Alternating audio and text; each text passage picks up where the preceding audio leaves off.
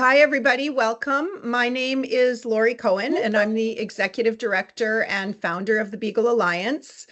I thank you for being here. I see some familiar faces. I see some new faces to our town hall. We're going to get started. I want to remind everybody, though, that we are recording this, so it'll be up on our site and on our social media. Here we are, very thrilled to have Shane Stanis here from Mighty Mutts. I'm going to leave it to Shane to introduce himself and talk about his experience.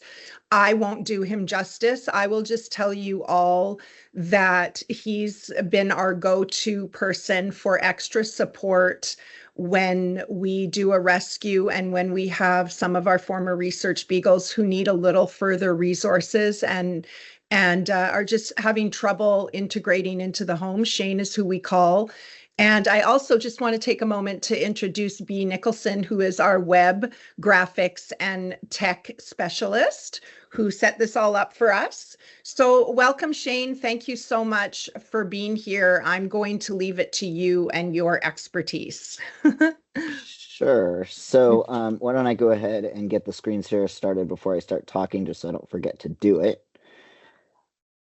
And hopefully everybody can see that. Is it putting a big block in the picture for you guys where I have the Teams video camera? Is that showing like a big square on the bottom right-hand side, or is it all clear that's cutting out the words? Oh, no, it looks clear. I think Okay, it looks good, clear. good. Bea? I think, Yeah, looks good. okay, good. I just wanted to make sure. Yep. Oh, and now I just got rid of the picture, so I can't see you guys.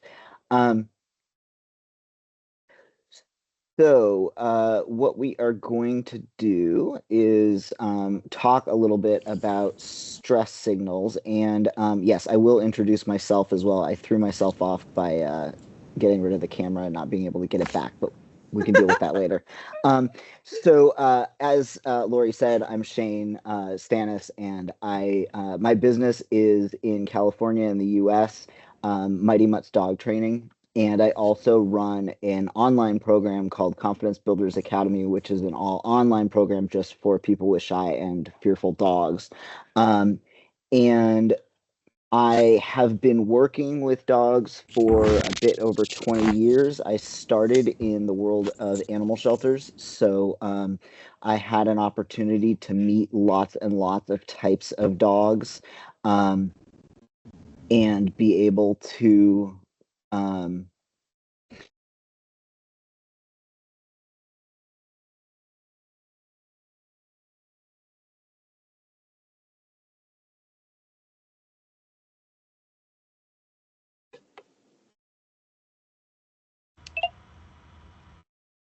Shane, you're muted.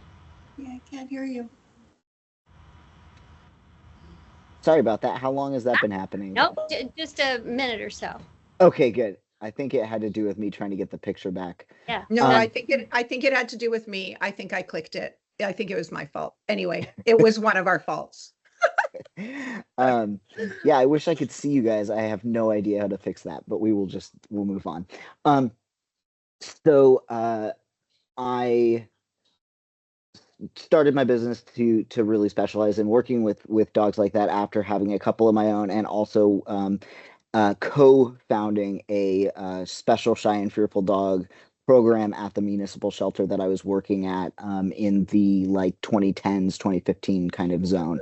So that's a little bit of my experience. My certification is as a certified dog behavior consultant through the International Association of Dog Behavior Consultants, and also as a dog trainer through the Certifying Council for Professional Dog Trainers. So with all that out of the way, I'm just going to stop sharing briefly. Sorry for the tech blip, but I think I am just going to be so distracted if I can't see myself or see you guys at all. That's So we're just okay, going to try to fix that.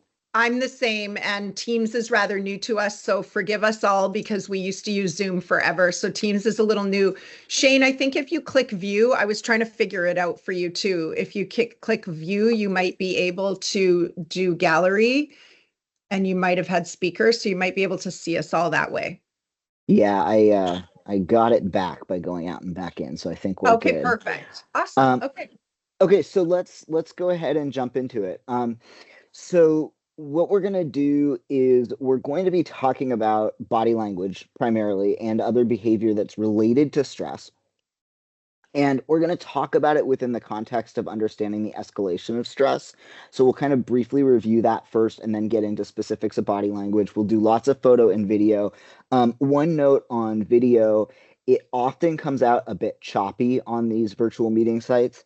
In some ways, that's a good thing because when it goes slower, you can see body language a little bit better. The clips, just know that they're very short, that when the recording comes out, you should be able to kind of rewatch and it should be a little bit better there.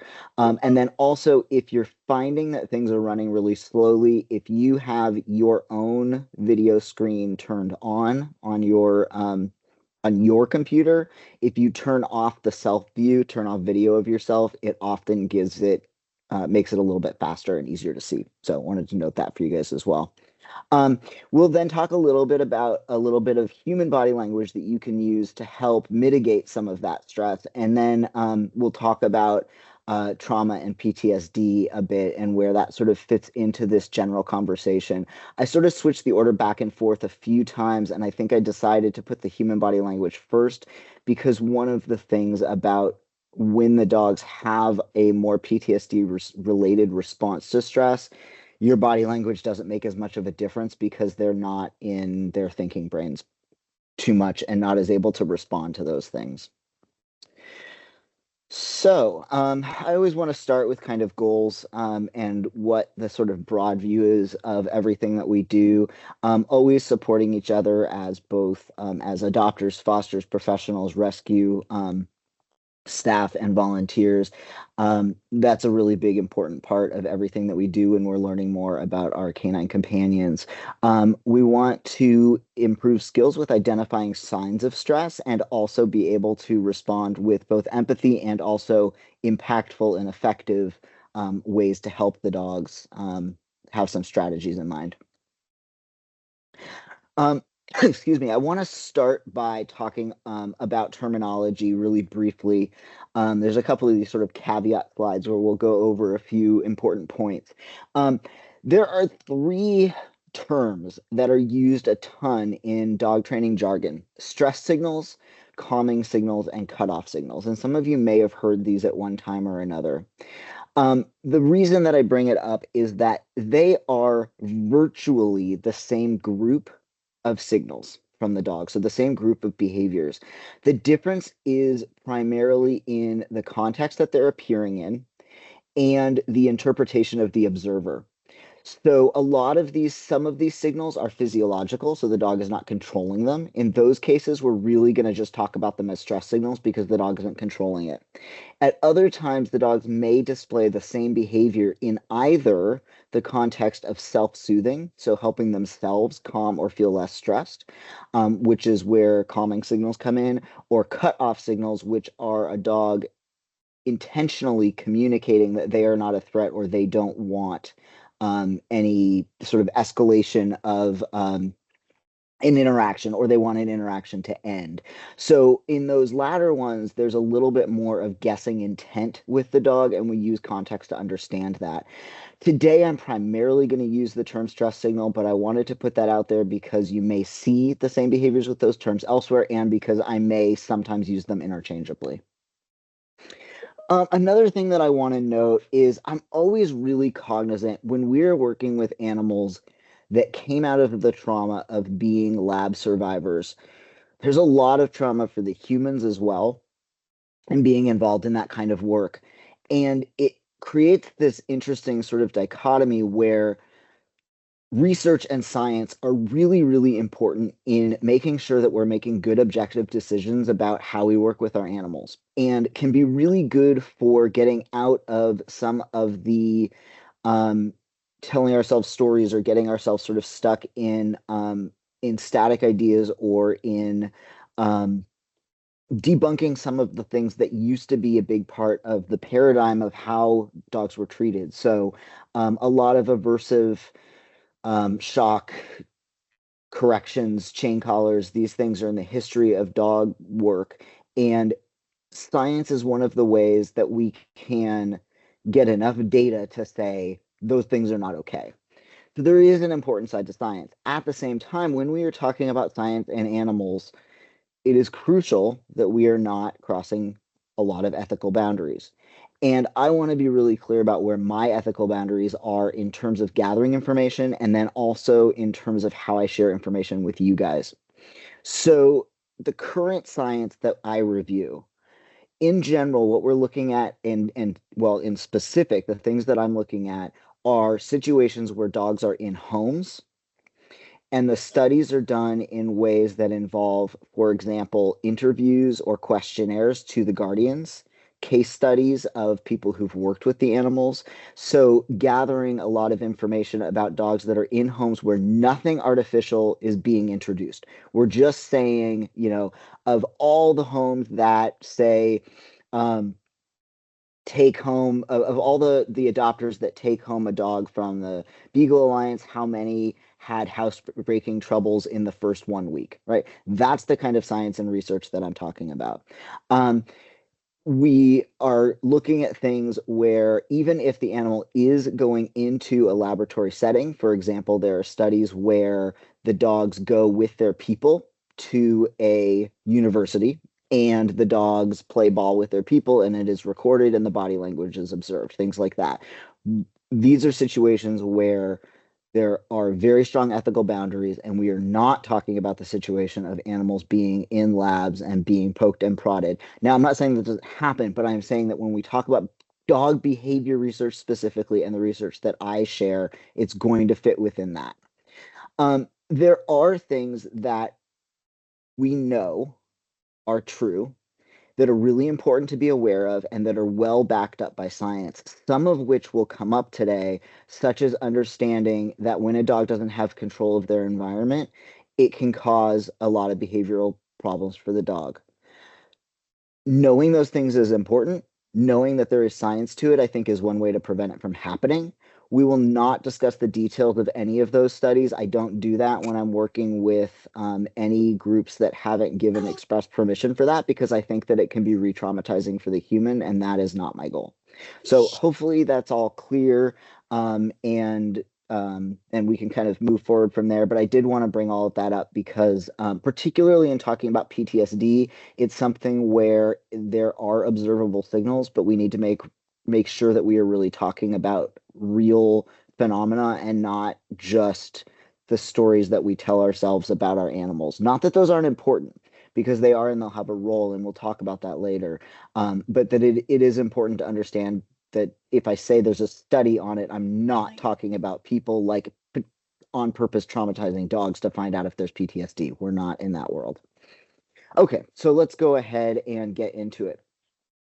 So this is the stress escalation ladder. It's one of many sort of reinterpretations of this ladder of stress, developed by Truderugas, who is a very empathetic dog behavior person out of Northern Europe. This happens to be the one that can be shared publicly, so it's the one that I'm using. And the reason why I really like to share this and why we're going to look at this before we look at the specifics is that when we're looking at dogs and behavior, a lot of the time, the things that folks are the most familiar with are the ones in this red zone. Things like showing teeth or growling, or and I have a slide for this later, more extreme signs of fear for dogs who don't go with more of an offensive response to high stress. And the things that come early on, such as sniffing the ground or scratching themselves, or licking their lips, are things that not a lot of people are familiar with. And so what happens is we don't start to address stress until it's already escalated to a fairly extreme level. And so knowing what those steps are can be really important. And breaking them down and understanding a little bit about what's happening with the body too can help you understand what's going on with your animal. So I've broken this slide up, and then we're going to be looking at all of these things one by one.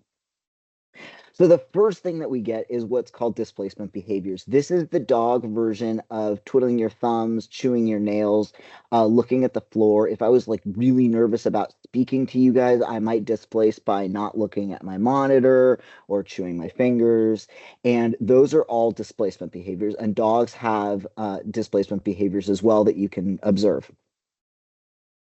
The next set are those ones that are sometimes called calming signals. These are the ones where the dog is still in their full thinking brain and they're using body language that, at least within the dog world, is an effective way to stop conflict. So things like avoiding eye contact or looking away, turning away, moving slowly or moving away, yawning and lip licking. These are all ways that dogs communicate with each other to say, I'm not a threat, I don't want conflict, I would like to be left alone.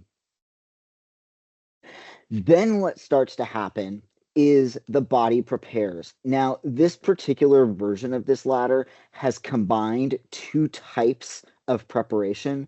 One is the stress reactions that happen on the outside, and that would be the shaking off and the whale eye. And then others are physiological responses like pupil dilation and panting. So what's happening is the body's system, we get adrenaline in the system, cortisol goes up, and these chemicals in the system tell the body to get ready to survive, to flee or to fight or to do whatever it's going to require for you to survive this really stressful, really scary thing. So there are things happening in the body, and some of those things that happen in the body are observable. There are some that are harder to observe. So for instance, heart rate going up is not one that we're going to spend any time on because for the most part, you're not sitting with a stethoscope on your dog when you are interacting with them or trying to take them to a new place or helping them to get home and decompress from wherever they came from when you first bring them home. But that's where you're going to start to see those things. So the body is preparing and we see these observable behaviors that tell us that. Now, we are not going to look at these final behaviors because they're ones that for the most part you are probably familiar with it and they are the most stressful to see. And again, that's not my goal, is to traumatize or stress anybody out. But it is important to at least briefly go over them. So what then happens is that the body gets very still in preparation to get into that full fight flight zone. And in that part, the focus part, the parts that are on this sort of standard chart are going to be the loss of those calming signals, closing the mouth because in order to bite or to run, you need to take a breath. Freezing is getting the body as calm as possible so that it can then move very quickly if it needs to, whether that is forward or in retreat. The other one that you're going to see when we're having a flight or a freeze response is going to be the same types of behaviors, but with different body directions. So more of a stiffening, but it's going to be with the body moving away rather than towards the trigger. Now, I just threw freeze out there. So there's actually 4 Fs. We think of fight and flight are the ones that most people are familiar with. There are 2 other things that the body can do under extreme stress. One is freeze, and that is one that a lot of folks who get survivor dogs are familiar with because flight and freeze are the 2 most common responses that these guys will have. And you may see both of those responses from your dog in different contexts. There's also one that's called fidget. We're not going to spend time on that one. It's the least common and it's the least relevant for you guys. But just to have it out there that there is a 4th one. With flee, with flee, there are a couple of other things that you're going to see. So in fight, it's going to be showing teeth, growling, and then proceeding to snap or bite. With flee, it's going to be things like if they're on a leash and they alligator roll, that's where they sort of flail. If they don't have anywhere to go. You don't typically see flailing if they're not in a confined space, but it is something that you might see on leash, for instance, in a vet office if they try to pull your dog to the back and they're not ready for it or something like that. Emptying of the bladder or bowels. And then also from the freeze perspective, you may see them go catatonic, where their bodies just completely go limp, sort of like the playing possum type behavior.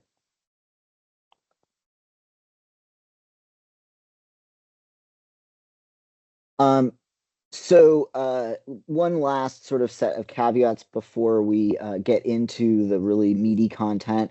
Just a couple notes on video along these same kind of ethical lines. I just want to be clear about where this stuff comes from. So I use stock footage, videos from the shelter that I used to work in, and videos from clients.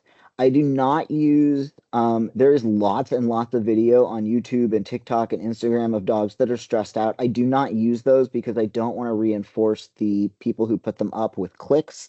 And I do not use any video where intense stress has been intentionally added to the animal to see these behaviors. Those are big no's for me. Now, there are situations where the animal is in a place that is just stressful. So in the shelter videos, that just being there is stressful. So you're going to see stress behaviors. Sometimes with clients, they might have video from before they've spoken to myself or another behavior consultant. So they don't know not to put the animals under stress in order for a consultant to understand the behavior. So that sometimes happens. I don't think I have any of those videos here today, but that's another piece that I think is important to look at. So let's start looking at pictures. The quick guide, the really quick and dirty thing that you can kind of keep in mind with everything that we're going to see today, including the prior slides where we talked about the higher end of stress that we didn't get to, or that we're not going to look at in more detail, is that when we have flight or avoidance, the body is going to put itself as far from the stressful thing as possible. So if they're preparing for flight, what you're going to see is the body leaning away, as this dog is doing in the picture. You're going to see more weight on the back legs than the front. And with the face, some of the things that you might be familiar with, like ears back or tail down, things like that, it basically takes all the muscles and they're all moving backwards. So the ears are going back. That's the direction that the dog is most likely to want to go. And you'll actually see the lips going back as well when we see wider eyes, the eye muscles. So everything is moving backwards when we look at the whole dog when they're in a flight or avoidance state. On the other hand, when the behavior is more offensive and distance decreasing, in other words, their response to stress is to get closer and to strike, everything is going to be forward. You're going to notice that this dog, if I drew a line from the tail to the top of the head to the point of the nose, everything is pushed forward. It's drop ears, so it's a little subtle, but these ears are pushed forward. The mouth is pushed forward. Everything is forward. So if you just need like a one thing that you use to understand whether the dog is trying to increase or decrease distance, that's the place to look, is if their body was an arrow, which way would it be pointing? Our last note before we get into the rest of these slides is that context matters. And this is where body language can be the most confusing, because we're going to be talking about things such as these displacement behaviors that dogs do all the time when they are not stressed out. And what's important is to look at when they're happening and why and how. And there's a couple slides where I actually put comparison in so that we could give you a little of that info. So not thrilled that the dog in this stock footage has a chain collar on, but I did like that in this video, we start with the dog looking at something and then switching to sniffing. The other thing that you will usually see when sniffing is displacement, I'll replay it, when sniffing is a displacement behavior. So we have looking at something and then sniffing in response. So in response is going to be our common theme today. Something happens, and then your dog responds with this behavior, as opposed to you get out of the car and you're at the park and there's lots of great smells. The other thing we'll notice is that that dog is sniffing in pretty much one spot or a small area. When a dog is scent tracking, they're going to be moving along the scent line, especially you guys mostly have beagles, and beagles are very good at using their noses. If they're on a scent, they're going to be moving to follow that scent. Unless it's like pee on a fire hydrant. But if they're just sort of sniffing the ground in sort of this random way in a small area, it is most likely that it's a displacement behavior. Scratching is another one. So we see this dog is looking around, and then all of a sudden, oh, I have this really important itch. Sometimes if a dog is under too much pressure with training, we'll see it. So somebody will give a cue and the dog will scratch, and the person will be like, why do you suddenly itch whenever I try to train you? It's usually not that they suddenly itch when they try to train, it's that there's too much pressure happening with the training. Marking is another one, which again, lots of dogs mark just for fun. But if, for example, you're out for a walk and another dog appears at a distance and your dog looks at that dog and then marks, that is most likely a sign of displacement, or again, kind of the fidgeting, hand twiddling behavior. So we had our displacement, that didn't work. Now the dog is going to start to more actively, they're done playing invisible, and now they're actively asking to be left alone. So now we're going to see more active cutoff signals. One of those is going to be yawning. And again, this can be a hard one because lots of dogs yawn in lots of contexts. If your dog's been sleeping and they wake up and they yawn, it is probably not out of stress. I am going to say this dog is yawning out of stress, partly because of the ears back in the beginning, partly because it's followed by a lip lick and scratching. So we've got our yawn and then licking lips, which you'll see again soon, and scratching. So 3 different behaviors in a short sequence. Here's some lip licking. Now, this is probably a conflicted dog because they're leaning in to the petting, but that tongue is just going. This dog also does some yawning and some other footage. So again, I have enough other context. The ears being back as well tells us that, again, I like the petting, but I'm not so sure about this situation. Again, the shelter is a really stressful environment, so it's not uncommon that we'll see signals that are counter to each other. We get looking away is a very common one. So if they're just avoiding eye contact, it'll just be a head turn or an eyes, just eyes turning without the head. A leaning away or fully turning away. So turning the full body.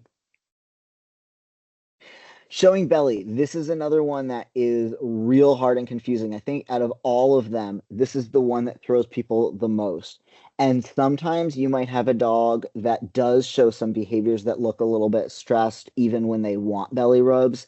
That usually comes from some kind of history of conflict or of challenging behaviors for the dog, and knowing your own dog can be helpful.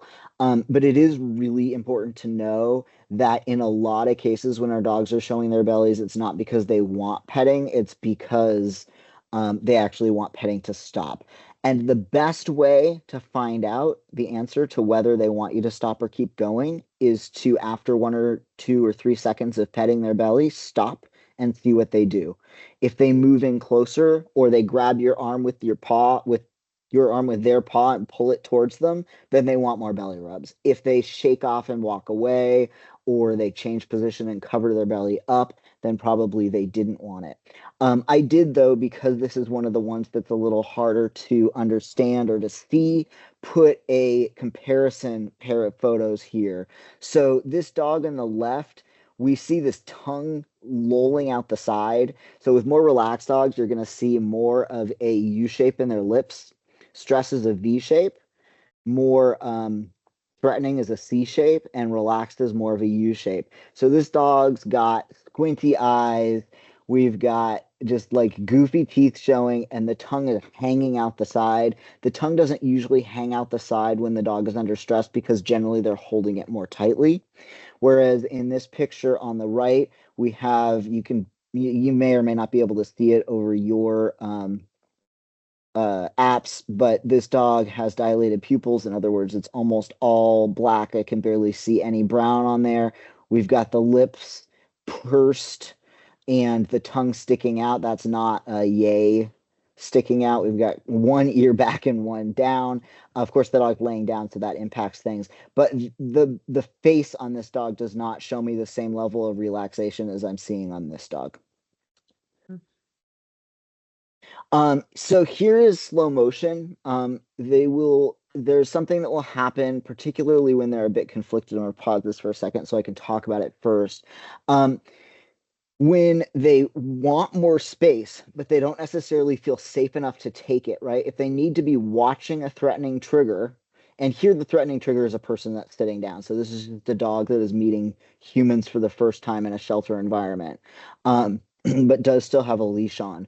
And so if the dog wants to move away, yet does not feel safe enough from whatever else is nearby, they're going to move in slow motion so they can watch what's scary at the same time. We'll also see it can also fit in with some of this trauma and PTSD where just their bodies are too scared of everything to move at a relaxed gait. And it may be that crouching is one of the things they do when they're scared. And if they're more crouched, they're going to move more slowly. You just can't move as fast when you're crouching. So that can also be part of it. It can be more like fear of the environment.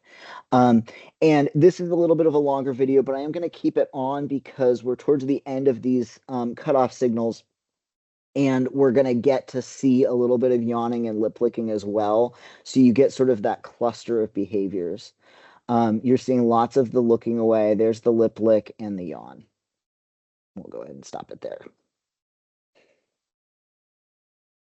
So we had our playing invisible. Then we had our trying to negotiate the situation and say, please leave me alone. When that's not working, that's when the body starts to prepare. And now we're going to start to see those physiological signs. And I have separated the more conscious or potentially controllable by the dog behaviors from the ones that are internal. So we're first going to see the ones that are more body language related. So again, we've got that crouching if they're preparing to flee. So again, we've got that weight is on the back, and that's preparing the dog to move the opposite direction from probably this terrifying rolling suitcase. And whoever else knows, again, this is stock footage, so I don't know the context of the photo. Hypervigilance. So looking really quickly, left, right, up, down. This is one that I see with a lot of dogs when they are starting to learn how to go for walks or if they haven't been exposed to outdoors very much. Hypervigilance is one that we will see a ton of. And it'll be sort of like their head is on a swivel, or it'll be sort of like pigeon type behaviors where it just, you can't even count a full second between head turns. 3 seconds of their heads looking in the same direction is unusually long, and under a second consistently over and over and over again is unusually short. Most dogs, you're going to be sort of like able to, if I'm doing like a count every time the dog's head turns, and I do this a lot with clients, so I sort of know the rhythm. It's usually something like 1, 1, 1, 1, 2, 1, 1. If it's more like you can't get the word out 1, then that's really short. If they're staring one direction for a full 1, 2, 3, that's a very long time for their heads to be still, and that's where their body is a little bit more preparing in that orange zone. Pacing is another one that we see. I didn't have good video of this, but I think that you've probably seen what it looks like in some context or other, but it's where we get that very monotonous pacing back and forth. And it's something that we'll sometimes see as people are preparing to leave the house with dogs that have separation related behaviors. That's definitely one that I see with my dog with separation distress. And we see it sometimes in kennel situations. With these guys, we can see it as a somewhat compulsive behavior that comes home with them because of being excessively kenneled. Ears back, again, we talked about sort of everything going backwards. So here we're seeing some whites of the eyes in combination with the ears back. And that's because, again, all those muscles are moving away from the scary thing. Lips back as well. So I mentioned the V. We get that with the open mouth. This one is more of a shut mouth. One of the ways that you can do this, and I didn't go into a ton of detail on anything because this is really more of an overview to give you kind of some basics. And luckily, since this will be posted, you'll be able to go back and like re-watch these things and really take some time to look at the photos and pause at your own time as well. But one of the things that we can look at is there's a natural edge to the whisker bed on a dog. And if the lips are going far past that whisker bed towards their eyes, then we're seeing that muscle pulled back. You'll usually also see quite a few ridges or sort of wrinkles back here because of how they're pulling it back. If they're getting into a more threatening, overt behavior, so like a barking, woofing, or getting ready to snap, you're going to see those lips push past the edge of the whisker bed. So they're going to go forward and they're going to be within that sort of hairy whisker region. So that's one of the places that you can get a lot of information. It definitely takes practice because watching like big things like ears and tails and the whole body's direction is a little bit easier than watching small minutia of whites of the eyes or where their lips are. But I will say that the more you watch it on video and look at pictures, the easier it becomes to look at in real time. And then, of course, if you're fostering a dog or you've adopted a dog, then you get to spend a lot of time watching your own dog and really finding out what their specific signals are and how those relate to them. We then get into the concurrent part of what's happening on the inside when we start to see those other behaviors. One of the behaviors we're going to see is shaking. So this dog, it's actually a more generalized anxiety, but we see these little tremors in the body.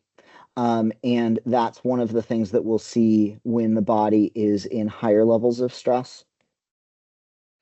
We'll see panting. And again, this dog is kind of right in the middle, walks away inconveniently before we're done looking at it. Again, the tighter the creases back there, the more that we are confident that it's stress. When it's heat, again, you're going to see that doofy tongue just like falling out of their mouths. So think about context. If it is, I have to think in Celsius. If it's 35 or 40 degrees Celsius, then we're going to assume that it's heat. But if it is 10 degrees and the dog is panting, then we're going to assume that it is probably stress. Pupil dilation is another one. Our dogs are not controlling what their pupils look like, but we can look at them and they can give us a lot of information. When the body is preparing for survival, the pupils dilate to take in more light.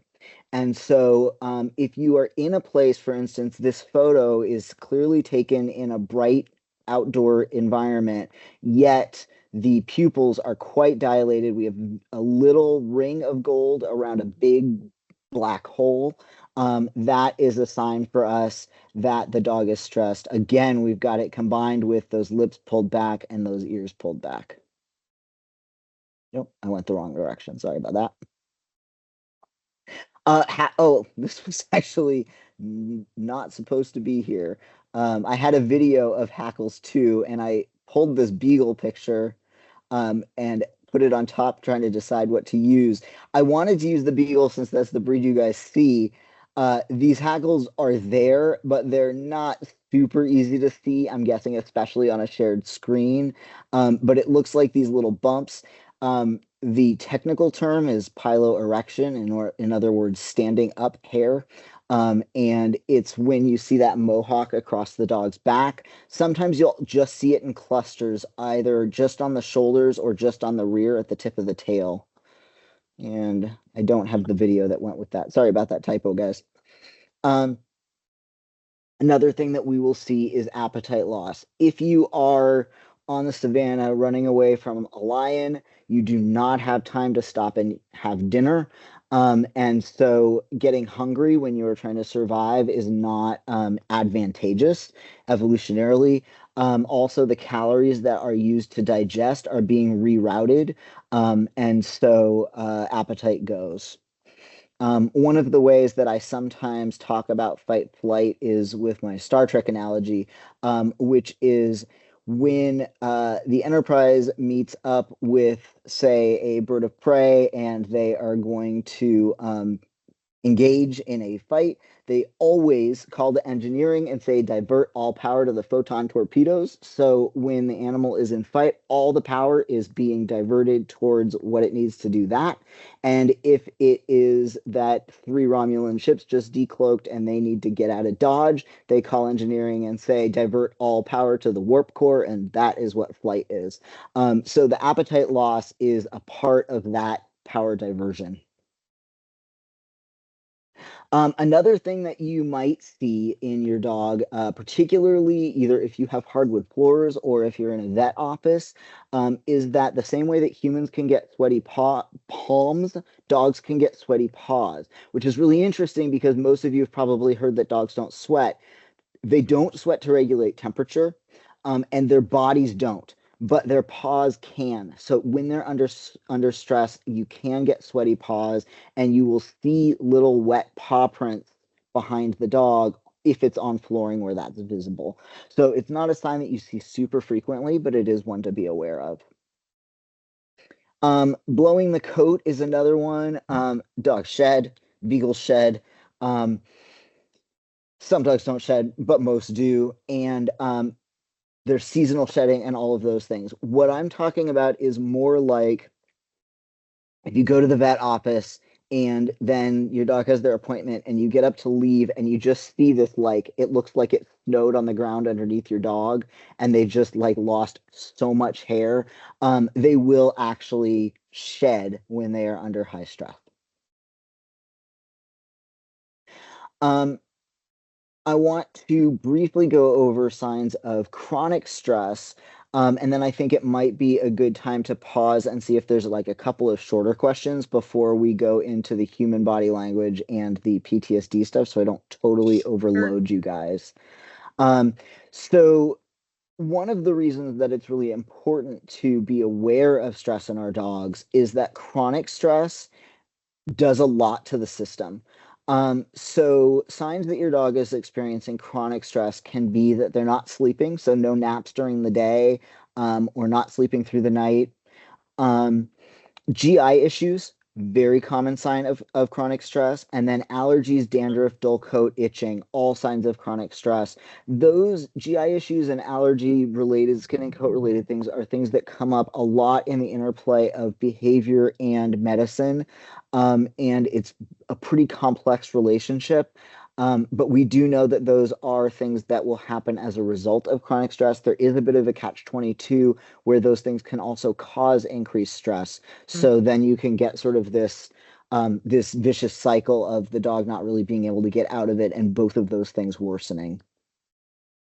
So yeah, why don't I stop the share briefly so that we can kind of check in for 5 minutes or 10, and then we can get back to the slides, if that sounds good to you guys. Yeah, thanks, Shane. That was amazing.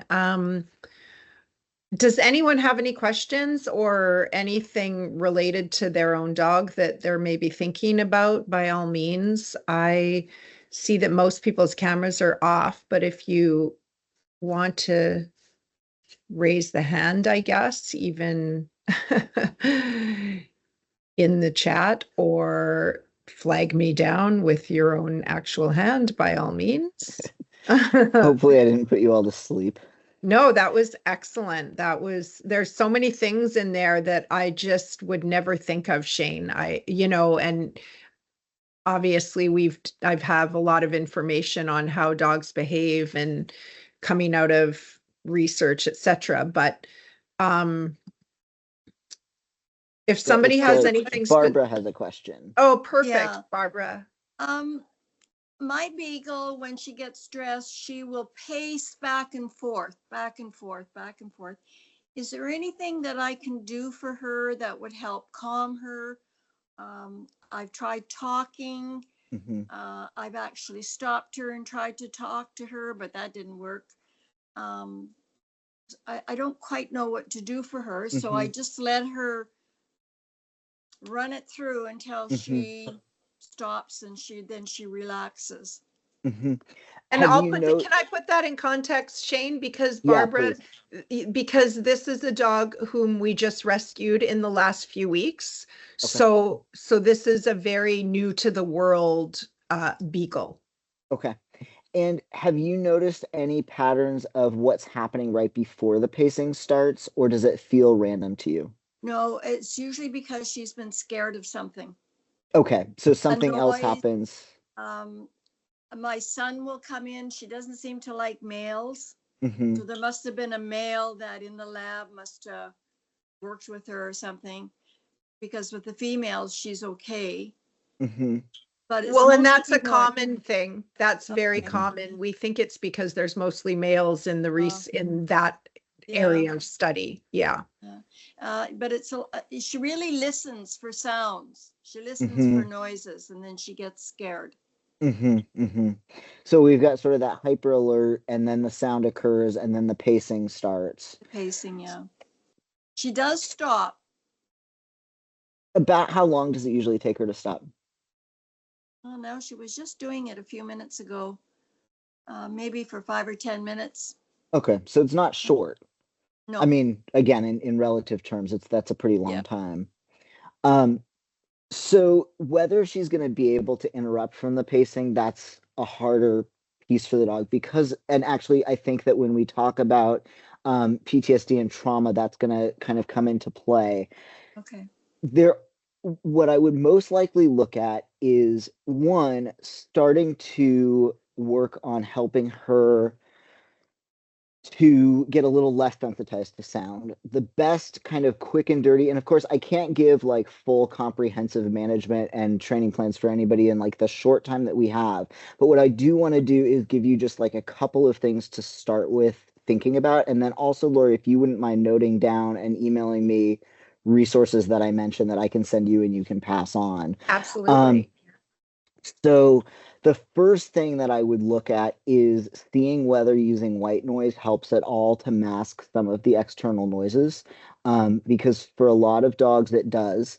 For some dogs, it works best to use more like classical music, calming music. For other dogs, just straight white noise is better. And the difference is that usually quiet music is more for the purpose of calming the dog down. So that might be something you do after pacing has started. Okay. White noise is more for the purpose of masking sound so that it doesn't come in as loud from outside. So if it's like wind noises or things banging on the street, then putting a white noise device near a window or in the area of the dog can help on the preventative end because the prevention part is a big part of what we need. Once the dog is pacing, we do to a certain extent need to be aware, especially if it's been hard for them to interrupt, that they are not really in full thinking brain and interruption may or may not be feasible for them. What I might do as again, kind of just a quick starting point is get a couple of lick mats or maze toys with some frozen, really exciting, wet yucky stuff. And if you're not familiar with those things, either I can screen share them at the end after we're done, or have Lori send that stuff to you. And have it within sight in the room, knowing that she is likely to ignore it when she's actually pacing, but is likely to go to it when she's done. And the hope is that if it is high value and comforting and tasty, that she will start to interrupt sooner and recover faster. So those would be the two places I would start is basically work on the prevention end and the recovery end, and then we kind of address the middle later once we've got some other tools for her. Okay. Any other questions? I think we can probably do one more before we go back to the slides. Thank you, Barbara. Okay. Thanks, Shane. Yeah, I took some notes there to bug you later, Shane, just so we get Cool. some resources. Yeah. Yeah, we could definitely do that. You know what? If nobody else is going to chime in, go ahead. Who do you? There's a couple of there's a question in the Q&A. Okay. What are your Excellent. thoughts on T-touch for calming? Yeah, it's a great question. I am a fan of T-Touch. It is something that I'm a fan of. I'm not an expert, but I'm familiar with the basics, and I do use a little bit of basic T-touch. The most important thing is with T-touch, with massage, with anything that involves physical contact. Some of these guys are really big fans and some are not. And we need to sort of make sure that our touch is actually calming and comforting and not increasing their stress. So I would still do a little bit of consent testing, and what that would look like is like do a couple of circles on a particular part of the body and then stop for a moment and see what the dog does and whether they kind of lean in for more, whether they kind of lean away. Also, the starting with kind of the more just the long smooth along the back and then kind of moving into those pieces. Same with the wraps. I am a fan of things like Thunder Shirts and T-Touch wraps, and also want to make sure that there isn't coercion happening in the actually putting them on, because even though they can be helpful, we can teach them to cooperatively accept those things. I think it's important to, one of the things that can happen sometimes when we have fearful dogs is we know what some solutions are, and sometimes we really want to rush to them. It's sort of like a feeling like we know what's best for them and they don't know what's best for themselves, which to a certain extent is true, and also sometimes gets us into situations where we accidentally push dogs in ways that backfire. So as long as you are getting that little bit of consent from the dog, then we're good to go. And again, if we need some content on how to do consent and consent checks and things like that, I can definitely get that resource to Lori as well. There is just, that's great. Thanks, Shane. Thank There's you. one Yes. more. Anne asked, fear versus stress, signs to look for. Yeah, it's a great question. So in the context of today, for the most part, with the stress signals that I talked about, I kind of leaned towards the ones that are more related to fear. The important thing to understand is that when we're working with our animals, if they show a sign of stress, then we need to change what we're doing. Whether that's because the stress comes from fear, anxiety, phobias, arousal. So there are certainly some dogs where stress is more in the form of hyperactivity or hyperreactivity and things like that. And those signs are all going to tell us to change what we do regardless of the cause. In terms of fear versus anxiety, or specifically whether the stress signals are more fear-based, generally with the fear-based ones, again, we're going to have that backward stuff because fear is what leads to flight. However, fear can lead to fight as well, right? We can have offensive fear responses. Probably a lot of you have seen dogs where I've definitely seen some of these guys, it's sort of a 50-50. Either they're catatonic at the vet or they are super snappy at the vet. There's not a lot of dogs that live somewhere in the middle, unless they've done some cooperative care and or have a vet that's like very good at reading behavior. So in general, look at that forward versus backward. And even in the forward responses, like when we see snapping, it will be snapping with ears back, snapping with lips pulled back. I didn't put in some of those more complex, more subtle pieces because, again, I wanted to give you guys an overview to start with. And when we start getting into like conflict, it's like a whole bunch of behaviors that all look different and conflict with each other, like forward and backwards at the same time. And that stuff's harder to kind of get your arms around. So, yeah, I hope that I didn't just confuse it more with that answer. But if any clarification is needed on fear versus anxiety, I'm happy to do that too. Thank you, Shane. That's great. And I did put the Tellington Touch. It's the Cool. Canadian, website that I popped in there, but great for horses too, by the way. Yeah. So why don't we go back to the slideshow so that we can get folks out of here who don't want to stay too long, and then we can and then we can do more questions at the end. So I wanted to do a little bit of responding to stress signals for a couple of minutes, and then also talk a little bit about trauma and PTSD. So you'll remember we started with sort of looking at that ladder, and I mentioned that we weren't going to look in detail at the orange and red kind of category of things. One of the things about that category, and that's where the pacing question, it's sort of when pacing is a little more compulsive, when it doesn't stop, then we're more in this sort of orange zone and not so much in conscious thinking mode. And so what we do doesn't make as much of a difference, other than being aware, and that there are some things that we do to try to, again, like mitigate the intensity of the response in the moment that it's happening, particularly if it's something that we can't control, like if you live in an area with storms and you have a noise phobic dog. But when we're in anywhere from the dog, I gave the sit cue and the dog turned their head away and licked their lips, or I approached the dog and they immediately started scratching or sniffing, to the more kind of crouchy, slow motion type behaviors. These are places where we can do things to change our body language. So the big ones are going to be crouching, so getting ourselves smaller and lower, turning away. Shoulders and backs are a lot less scary than faces. Hands are the super scariest. We sometimes talk about sort of the bitey side of the dog and the rear side of the dog. And in humans, our hands are kind of our most bitey side because they grab. And they are a thing that dogs do not have, and that take a lot of control out of their environment. So yes, our teeth are there too, but our teeth are really wimpy and our hands are much more scary. So keeping them close to our bodies and turning the hand side of ourselves away from the dog can be really impactful. And then moving away from them, giving them more space when they start to show signs of stress.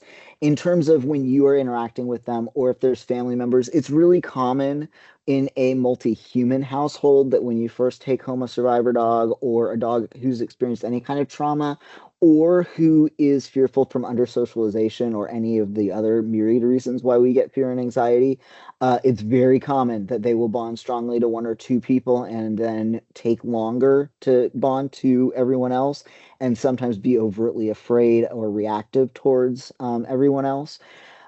So giving space if the dog is showing those signs in response to you or something you're doing is really going to be the main thing that we do. I also pulled some stuff from a handout that, Lori, if you don't already have this handout, I will send to you to send to these guys.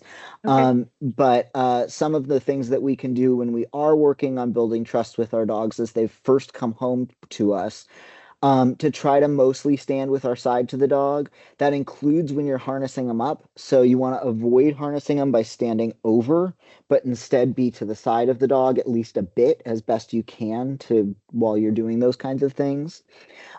Crouching or sitting on the floor can be very helpful ways. Again, you'll note that this person is averting his gaze. So rather than looking directly towards the dog, he's kind of picked a spot on the floor to look at.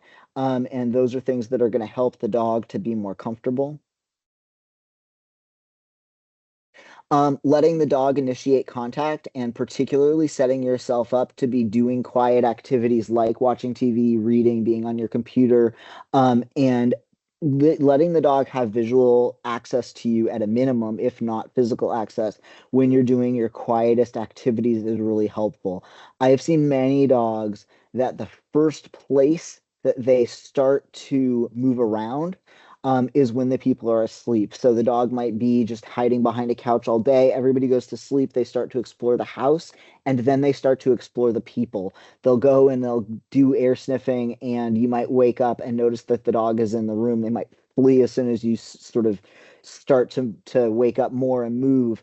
But they'll start to take in that information and build trust with you when you are sleeping. And so having them be able to do that is really helpful when it's feasible in your setup. Things to avoid: standing over them, staring directly at them, throwing big, jumpy, bouncy house parties, and dancing their first week home, probably going to be overwhelming to your dog.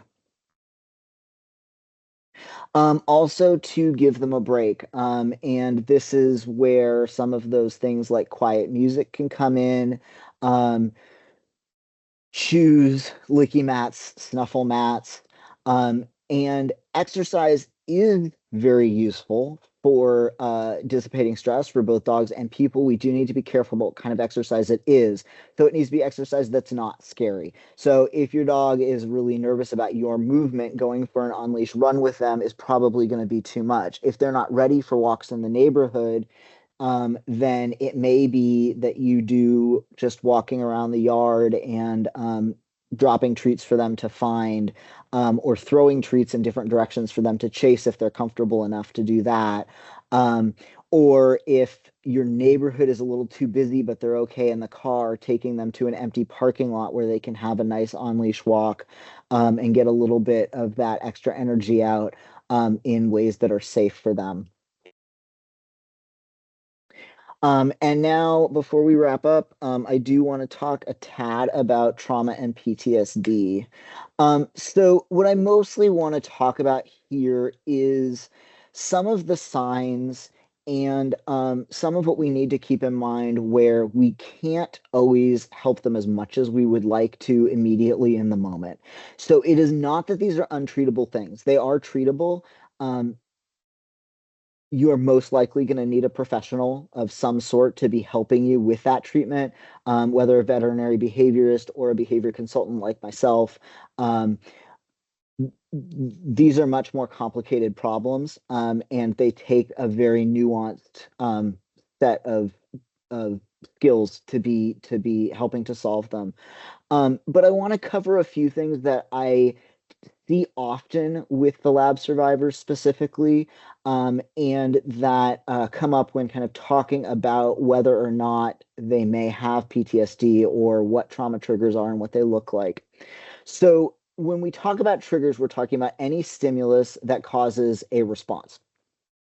We talk about triggers for reactivity or triggers for stress. We're talking about any stimulus that causes a stress response in the dog. When we talk about trauma-related triggers, what we're talking about here are things where it's a very specific and very consistent trigger that causes a pretty consistent response. So these are some that I have seen that I've specifically seen. My own semi-feral dogs, if we were training and I was using food, we were great. Maybe, I don't know, 8, 9 months, a year into having them, one day I was working with them and one of them didn't find a treat and I picked it up and I leaned forward and held it out like this. And the dog ran across the room and started pacing and watching me from a distance at a curve. Now, I talked about the stories that we tell ourselves, and I will tell you that I tell stories too. I think that to a certain extent, they give us some comfort and they help us to empathize and try to understand. What I know is that these dogs were on the street, and what I guess from the experience is that people tried to catch them by holding out food. And the reason I make that guess is because I had never seen that specific response, or I hadn't seen that response from them in a very, very long time towards me, any like that level of fear towards me. And such a specific pacing outside my bubble response to such a specific trigger. And I avoided doing it in the future, but if it happened accidentally once or twice, or once a guest did it, I saw the same behavior. I worked with a lab survivor dog where their car was at a specific height, and I think the crate or something else was at a specific height. The dog was comfortable with the person reaching or with a leash or going to leash the dog up if the dog was on the ground. But if the dog was at a particular height and angle and there were things around the side and they did the same thing, the dog had a completely different response. So again, there's a guess that most likely they were at a kennel around that height. We don't know for sure, but that seems to be the trigger. Mm-hmm. Very common ones are things in vet offices for dogs that have been traumatized in many different ways, not just lab survivors, but lots of dogs have had negative experiences at the vet, unfortunately. The good news is lots of vets are changing their practices to make this less likely to happen. But for instance, we might see dogs that have a specific fear response to a white coat, or to scents that are in the vet office or the type of flooring. I have one dog who is competent in a lot of ways, but if he hits a linoleum floor, then that's it. He's gonna poop because linoleum floors mean bad places, and we don't know why because he came to us that way. Another thing that can make understanding our dog's triggers more complicated is that scent is a big part of our dog's world, and therefore scent is a very likely trigger, and it's one that we can't always smell, and that can be a lot harder for us to identify, but it's important to be aware that it may be a trigger for your dog. Before talking specifically about PTSD and sort of documented stuff, again, in sort of this more anecdotal, what I have seen in working with these guys, some of the common sleep symptoms that have been reported to me from folks that are fostering or have adopted lab survivors are going to be difficulty waking from sleep, overreaction to being awakened or to being bumped when sleeping, as well as night terrors. And when we talk about night terrors, we're talking about situations where they just start. Dogs will sometimes talk in their sleep. They might woof, they might kick, but this is more of a screaming, snapping, excessive kicking, very big behaviors from a dog that either is sleeping or is partially asleep and partially awake. It can be dangerous for humans or other animals that are sleeping near them. And so it's something to be aware of.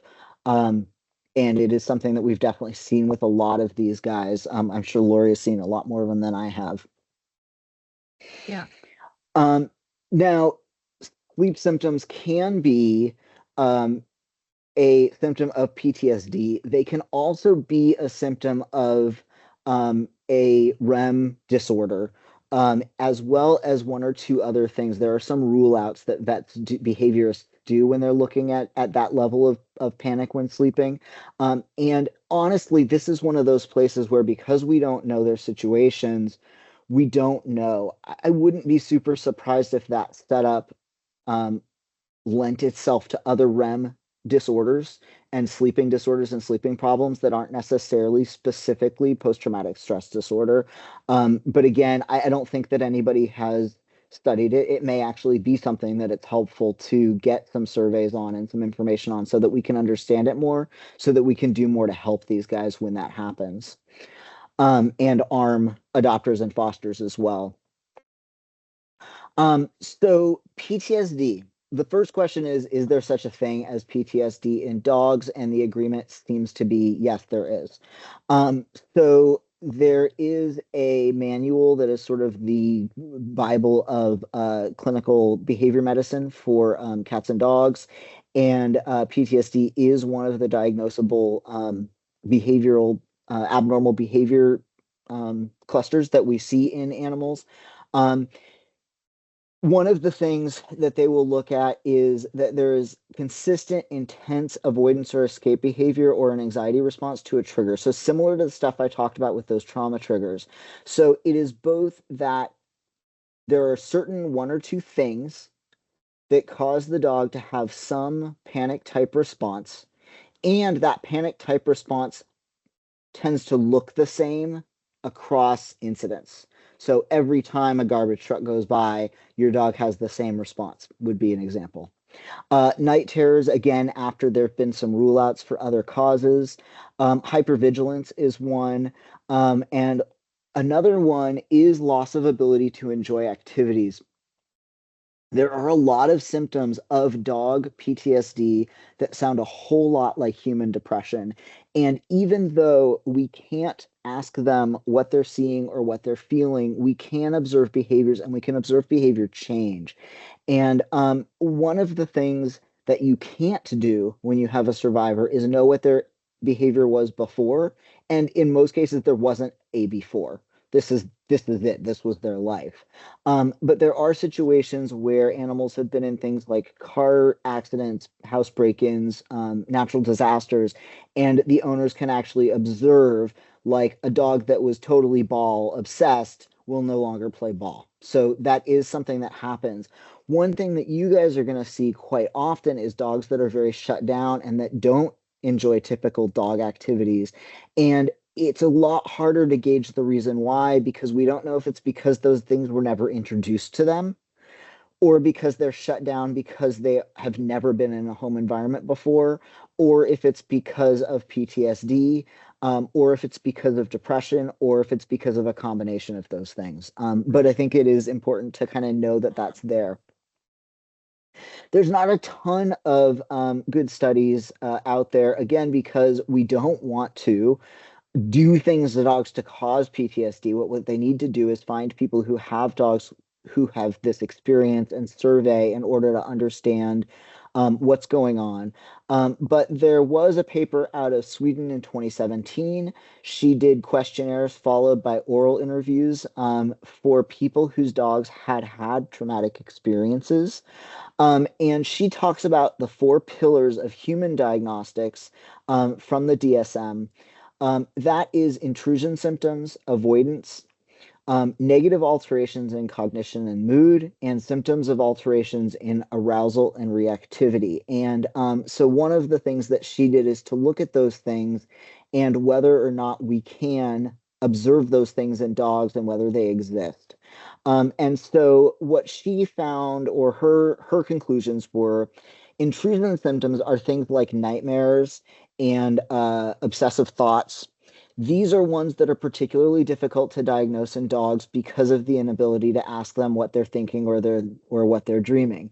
Night terrors are likely a result. We think it's likely that dogs have nightmares, but again, we don't really know if the night terrors are a result of nightmares since we can't ask them.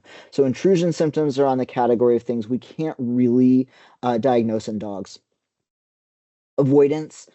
Some of the ways that you might see avoidance play out would be balking or refusing to enter a specific area. So arriving at the vet office and refusing to get out of the car because of an experience at the vet office, or flight in response to a stimulus. So again, seeing something and immediately fleeing or immediately shutting down. Negative alterations in cognition and mood is much harder to observe in the dogs you guys are working with because of the fact that you don't have a before and after. So those alterations may exist, but they're not ones that you're going to be able to necessarily have information on. But you will definitely see some of these. And again, this is one of those context pieces, and I think we need to be a little bit careful because hypervigilance, reactivity, a lot of the symptoms of alterations in arousal and reactivity are things that I see in a lot of dogs that experience reactivity and arousal for a variety of reasons. And again, we don't have a before and after, but some that you might be likely to see if PTSD is indeed part of what's going on with your particular survivor is hypervigilance, these sleep disturbances, exaggerated startle responses, and difficulty in learning new skills. So you're trying to train and having it just be a lot harder to teach them new things, having it take more reps than it might with other dogs. I do want to mention, particularly getting back to the diagnostic criteria, I did not put them all in because there's a whole lot of them and it's very complex, but I wanted to kind of give at least a basic overview of what we do know about PTSD in dogs at this point. And that is what I've got. So why don't I pass it back so we can let people go who are ready for bed, and then let people stick around who still have questions or want anything else. Thank you, Shane. That was amazing. There's so much, just so much that I always learn from either when we're doing a consult with a specific dog or just listening to all of this. And I try to relate it to my own dogs at the same time. Yeah, for sure. Yeah, always, right? Especially the belly rubbing thing. I have to say, I'm going to test that out. I think as humans, we just assume our dogs want all the attention from us all the time, right? Really, it's more about me, obviously. So I have to really think about that. But thank you. That was amazing. Does anyone have any questions? Thanks, B, for checking in on the Q&A. Of course, I didn't even think to look at that. So, please go ahead and raise your hand or start talking if you have a question, or put it in the Q&A, whatever you're more comfortable with. looks like Debbie and the Gang of Fur have a question. Ask them first. What's that? If Connie Sorry, has- I see, well, I'm in the Q&A, so I'll do the Q&A right now. Donna asks, how would you handle a dog that is hypersensitive as a genetic trait? Yeah, that's a good question. There is definitely such a thing. As a general rule, genetics and experience work together in a big way. So what genetics can do is create predispositions and make certain challenges more likely to appear. And then experience is where we see it really start to play out. So if we have a dog, now are we talking about physical hypersensitivity, like sensitivity to touch, or more like hypersensitivity, like reactivity to the environment? Can we get clarification there? Because that changes it a tiny bit.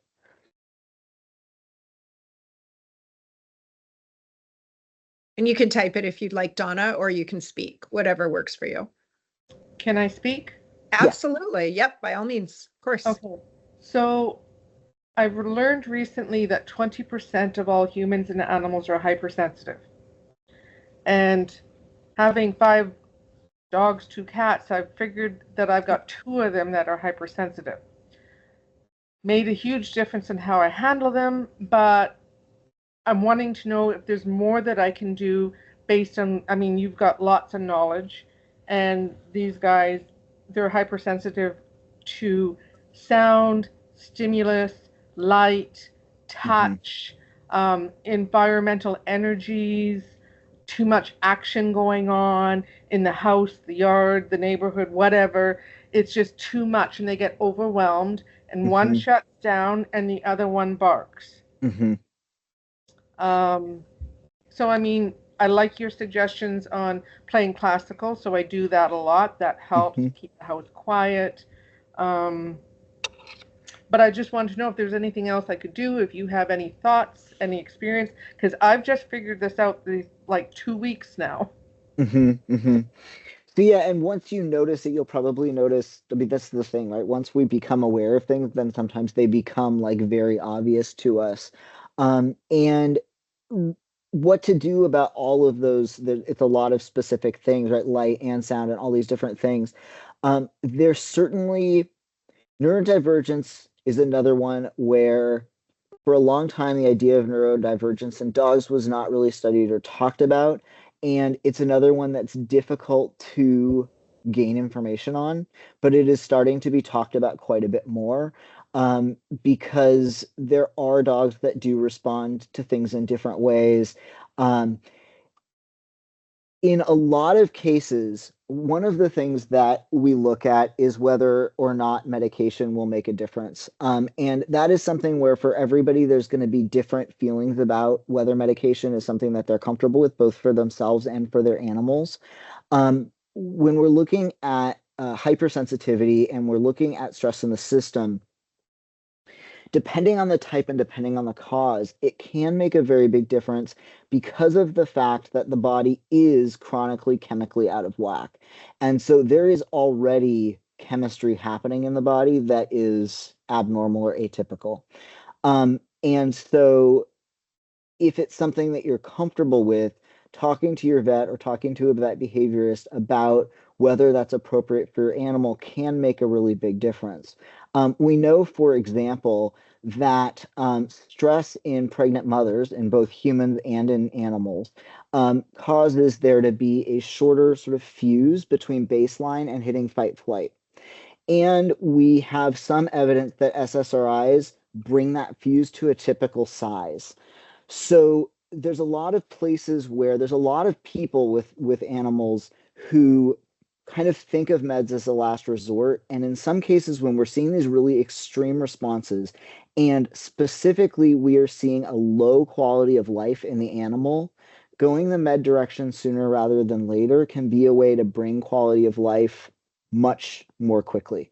Again, I know that it can be a complex decision, especially again when you have survivors and you have feelings about the pharmaceutical industry as a result of having survivors. So I am empathetic to that, and I do understand that that's part of the consideration. There are also homeopathic folks that you can talk to. But in general, I think sometimes we do need to look at that side of things.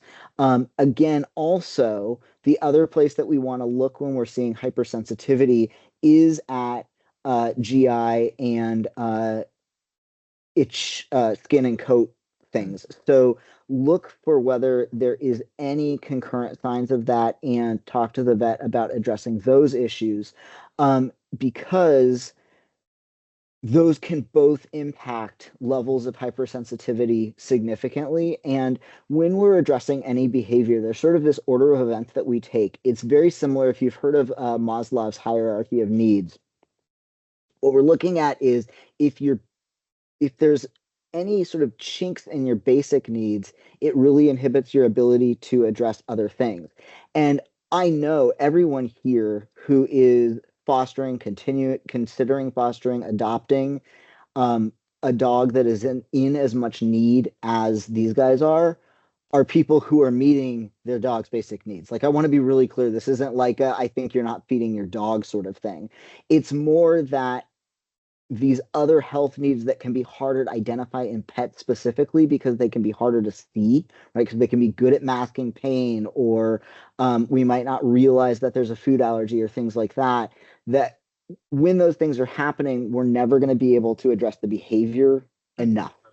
And so we start with those kinds of things and what we can do to help the animals relax and what we can do to bring in more calming time and all of those kinds of things. Then the second piece is the management one, the what can we do to make the environment less stressful? And that's somewhat limited. And then we get to the behavior change.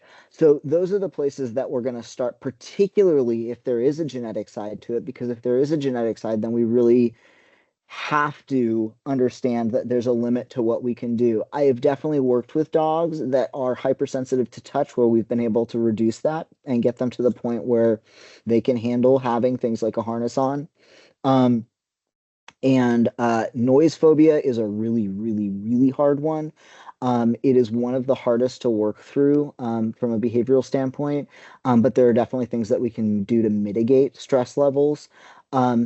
And one of the things that I will send to Lori is some information on safe spaces, because that's one of the things that is starting to be utilized more for dogs that have these like triggers that we can't control as much and where there's not as much we can do to prevent it. Perfect. Yeah, when we talk a little bit about that, when we're speaking with fosters and just trying to create that, of course, everyone's different. And I'm sure you have lots more information on that, Shane. Thank you, Donna. I'm gonna, Debbie, I see your hand up. Brenda, I think you had a question, or you were just telling me that Debbie had her hand up. I'm not sure which. What's that? It wasn't a question. It was just when Shane talked about keeping the dogs in sort of a safer environment. Like, it's funny how fosters right away want to take the dog for a walk, and where you said just walk them around the yard, just let them get settled. Yeah. And I think they feel like they've been in a cage for so long and they need to take them out, but really that's really overwhelming for them. So yes, it's kind of good to hear you say that. Yeah, that's absolutely true. Yeah. Oh, go ahead. Yeah, and it's sorry. Yeah, and it's so true, because I feel so controlling when I I feel like the controlling helicopter mom of all the beagles when I say to fosters, do this, do that, and it's not to control. It's just that I know that the natural empathic reaction is to just dote on the dog, and you want them to do all the things that you feel they've missed in the world. And certainly that will come in time, but the first few weeks has to be decompression and just having them sort of be in the world. And so, I understand it, but I sort of have to guard against that for the sake of the dogs. But anyway, thank you for that, Shane. And thanks for bringing that up, Brenda, because you see that all the time. Brenda's my rescue partner. We're we go on all the transports. So yeah. Debbie, go ahead. Sorry, I know you've had that virtual hand up for a while. Yeah, I'm probably a little bit of an outlier on a few fronts on this call, but thank you very much, Shane, for what you've offered up. This is great.